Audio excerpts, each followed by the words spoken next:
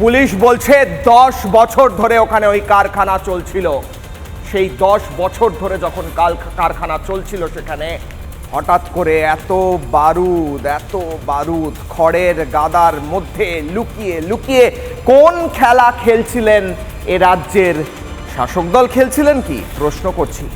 কেন নদীর তলায় থরে থরে সাজানো থাকবে এই বড় বড় কার্তুজ প্রশ্ন করছি, যেখানে ওই নদী বাংলাদেশ বর্ডার থেকে 5 কিলোমিটার দূরত্বে রয়েছে। আমি শোনাবো পুলিশ কি বলেছে এই বিষয়ে।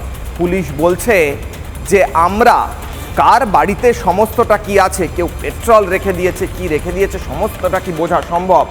এ রাজ্যের পুলিশ প্রেস কনফারেন্স করে কি বলছেন এই গোটা বিষয়, নাকি দায় ঝেড়ে ফেলার চেষ্টা করছেন, কি বলছেন পুলিশ? একটা বাড়ি ব্যবসায়, এটা আমাদের মাথায় রাখতে হবে, এর সঙ্গে প্রচুর মানুষ জড়িত থাকেন, একটা জীবিকা নির্বাহের ব্যাপার থাকে, কিন্তু কোথাও গিয়ে একটা সচেতনতার অভাব আমরা লক্ষ্য করছি।